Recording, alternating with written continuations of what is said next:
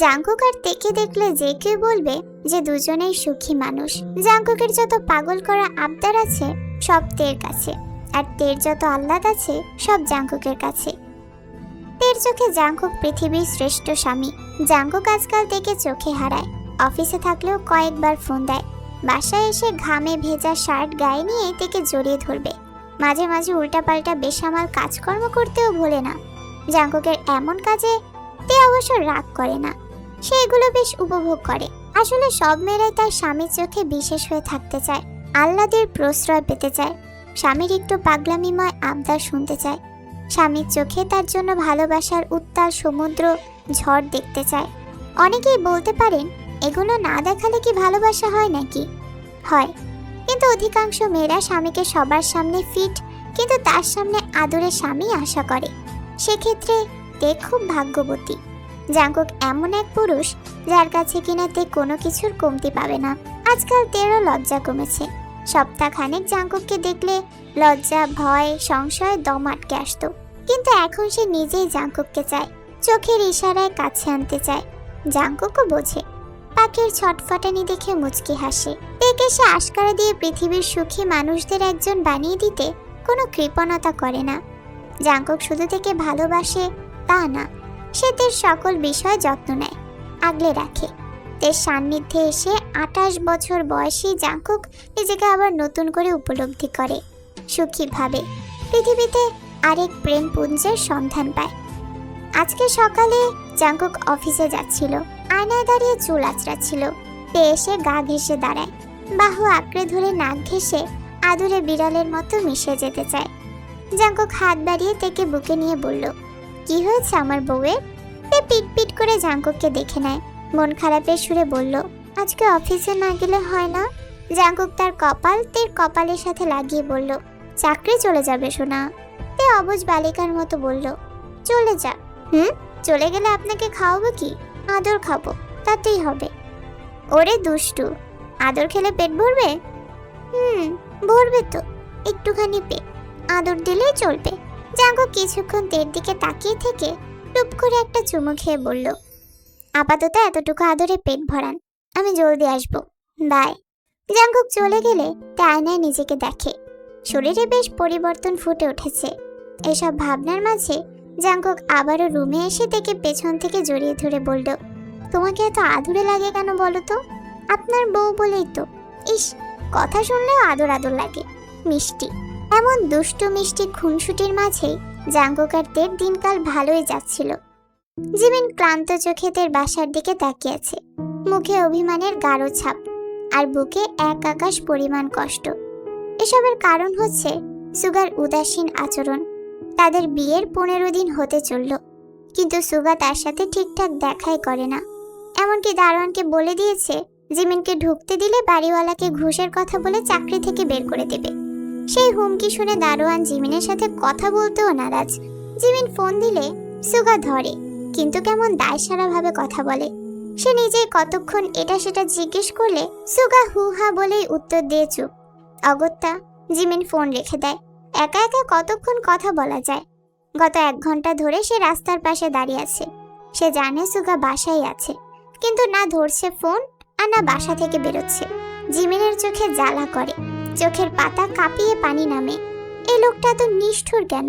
আর কেনই বা এই লোকটাকেই তার মন দিয়ে ফেললো? সুগা তখন বাসা থেকে বের হয় স্থির চোখে, জিমিনের দিকে তাকিয়ে এগিয়ে আসে। কি ব্যাপার, কোনো দরকার? আপনার সাথে আমার কি দরকারের সম্পর্ক? সুগা কিছু না বলে স্থির চোখে জিমিনকে দেখে। বিয়ের পর থেকে জিমিনকে পাগলের মতো কাছে পেতে ইচ্ছে করছে। দেখা হলে আদরে ভরা স্পর্শে ছুঁয়ে দিতে ইচ্ছে করছে। আগে তো এমন ইচ্ছে করেনি, তাহলে এখন কেন এমন হয়? মন শরীর দুটোই কি বিয়ের মানে বোঝে? বিয়ের পবিত্রতা বুঝেই কি তাদের বন্ধন আরো মজবুত করতে মরিয়া? কিন্তু সুগা এটা চায় না। সমাজের সম্পর্কের ভিত্তি গড়েই জিমিনকে কাছে টানবে।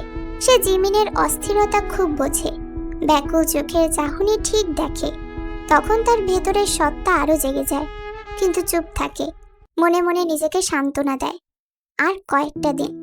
সে তার মনকে আর জিমিনকে সমান তালে বোঝালেও জিমিন বুঝতে নারাজ। সে রোজ দেখা করতে উন্মাদ হয়ে থাকে, অথচ সে জানেই না তার এই উন্মাদনায় সুগা পুরে খাক হয়ে যায়।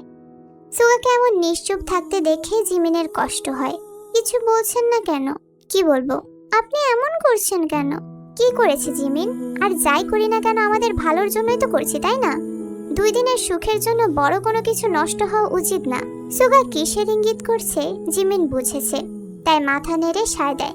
তার বুকে হাত রেখে কাতর গলায় বলল, এখানে খুব কষ্ট হয়, একটুও সুখ হচ্ছে না। সুগার মুখের ভাব নরম হয়ে আসে।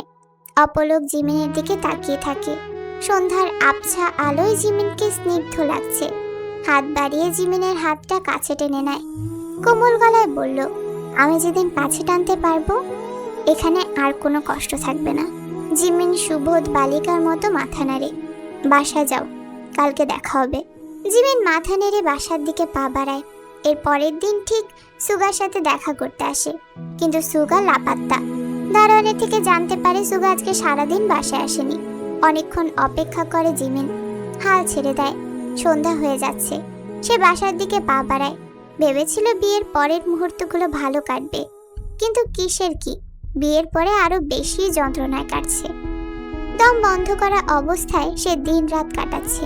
হ্যাঁ, সুগা বলেছিল দেখা সাক্ষাৎ কম করতে, কোনোভাবে কাউকে বুঝতে দেওয়া যাবে না যে তারা দুজন স্বামী স্ত্রী। জিমিন মুখে মুখে মানলেও কাজে মানতে পারেনি। তার মন বড়ই অবাধ্য। এই অবাধ্য মন স্বামীর সান্নিধ্য চায়, তাই তো বারবার ছুটে আসে। অথচ সুগার কেমন জানি নির্জীব আচরণ। ফোলা ফোলা চোখ নিয়ে বাসায় এসে জিমিন অবাক। এসব কি? তার অগোচরে এত সব হচ্ছে আর সে জানেই না। সুগা সোফায় বসে আছে, সামনে জাংকুক, সাথে আছে জেহব আর নামজুন। জিমিন ভালো করে সুগার দিকে তাকায়। আজকে সুগাকে মোটেই অগোছালো চালচুলোহীন লাগছে না, বরং ফর্মাল পোশাকে সুন্দর লাগছে। জিমিনকে দেখে জাংকুক চোখ রাঙিয়ে তাকায়। ভাইয়ের চোখের ভাষা বুঝে জিমিনের বুক কেঁপে ওঠে। মনের ভেতর উকি দেয় অজানা ভয়। জাংকুক জিমিনের থেকে মুখ ফিরিয়ে নেয়। কিছুক্ষণ আগে অফিস থেকে ফিরেছে। ফ্রেশ হয়ে খাওয়া দাওয়ার পরে সুগা ফোন দিয়ে নিচে নামতে বলে। সে নেমে গেলে সুগা তাকে জড়িয়ে ধরে বলল, চাকরিটা হয়ে গেছে, প্রথমে 35,000 স্যালারি। জাংকুক উল্লাসে হেসে বলে উঠল, শালা বাজিমাত করে দিয়েছিস তো। তারপর কিছুক্ষণ এটা সেটা বলার পর সুগা আস্তে করে বলল, তোর কাছে কিছু চাইলে দিবি জাংকুক? জাংকুক জিজ্ঞাসা চোখে তাকায়। সুগা বলল, দোস্ত, আসলে কিভাবে যে বলি। জাংকুক সুগার পিঠে থাপ্পড় দিয়ে বলল, আরে শালা আমার সাথে ফর্মালিটি বাদ দে। সুগা একটু দম নিয়ে বলল, জিমিনকে পছন্দ করি। কি? চেতিস না প্লিজ, অনেক ভালোবাসি, বিয়ে করতে চাই। জিমিন জিমিন তোকে পছন্দ করে? করে। জিমিনও আমাকে ভালোবাসে। এসব কবে থেকে শুরু হয়েছে? কিচ্ছু শুরু হয়নি, তুই সম্মতি দিলেই শুরু হবে। আমি জিমিনকে বিয়ে করতে চাই জাংকুক। কিভাবে সুগা? তুই কি পাগল? প্লিজ জাংকুক, আমি তোর আশায় আছি, প্লিজ। এসব বাদ দে তো, যা হবে না তা নিয়ে কথা বলে তো কোনো লাভ নেই। সুগার বুক হারানোর যন্ত্রণায় কেঁপে কেঁপে ওঠে। ভেবেছিল জাংকুককে বুঝিয়ে রাজি করাতে পারবে, জিমিনকে পাওয়া সহজ হবে।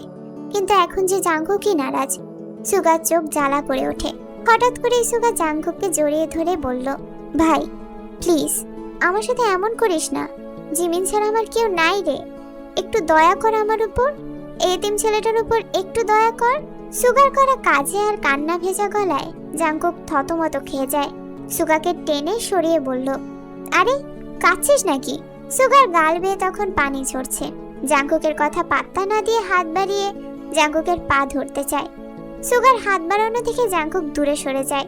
কি কি করছিস এসব? জিমিনকে ভালো রাখতে পারবো, তুই আমাকে বিশ্বাস করিস না? আমি পারবো। জাংকুক কান্নারত সুগার দিকে তাকিয়ে থাকে।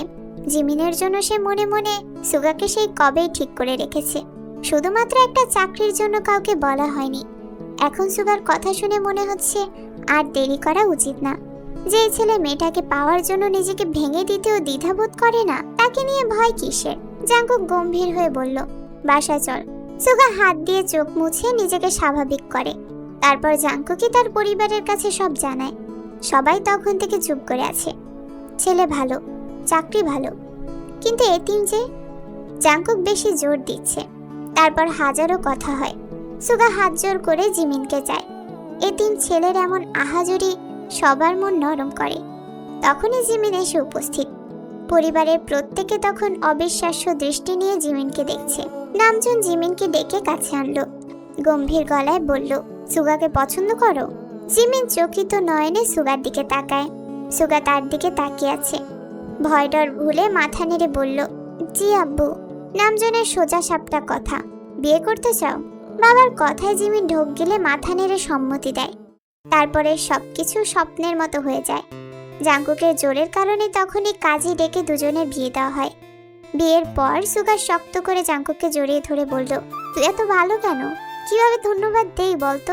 আরে আরে, আবারও কাঁদবি নাকি? তারপর সুগার কানে কানে বলল, শালা, বাসর ঘরে যাবি না? বউ অপেক্ষা করছে তো।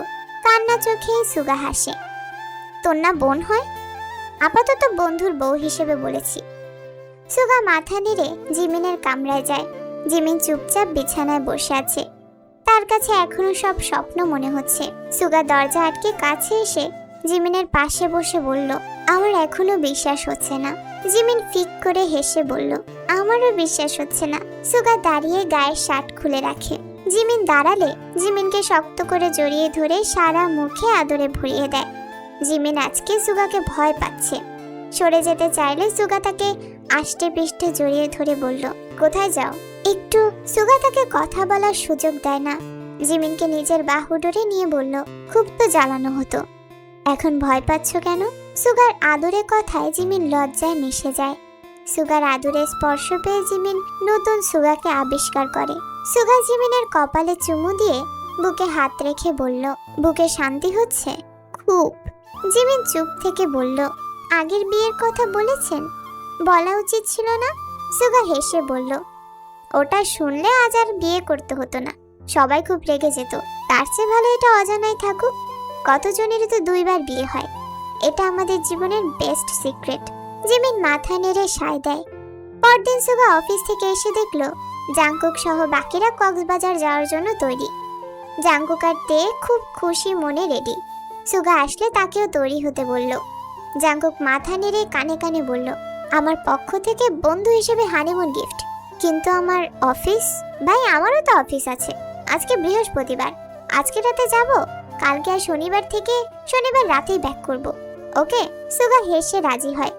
2 কপতিরা রাতেই সমুদ্রের কাছে চলে যায়। সমুদ্রের পানিতে পা ভিজিয়ে সুগা আর জাংকুক মুগ্ধ চোখে তাদের স্ত্রীকে দেখে। তারপর গলা মিলিয়ে গেয়ে ওঠে, ইচ্ছে করে একটা ঘর থাকবো দুজনায়, ঘুরবো বিটে খুশি রিটে সঙ্গী হবি আয়, কলের পার জলে